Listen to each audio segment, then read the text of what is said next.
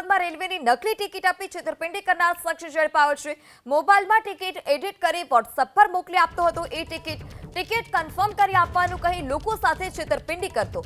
એક પેસેન્જરની જાગૃતતાથી સમગ્ર કૌભાંડનો પર્દાફાશ થયો। ખરીદેલી ટિકિટ અને મોબાઈલમાં આવેલી કન્ફર્મ ટિકિટનો પીએનઆર નંબર અલગ અલગ હતો। મધ્યપ્રદેશના ઉપેન્દ્ર ત્રિવેદીની પોલીસે ધરપકડ કરી છે। આરોપીએ અનેક લોકો સાથે છેતરપિંડી કરી હોવાની શંકા।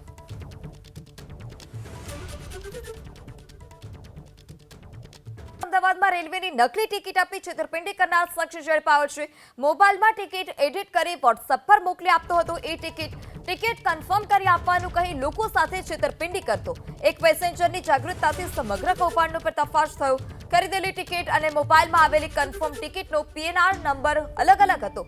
મધ્યપ્રદેશના ઉપેન્દ્ર ત્રિવેદીની પોલીસે ધરપકડ કરી છે। આરોપીએ અનેક લોકો સાથે છેતરપિંડી કરી હોવાની શંકા।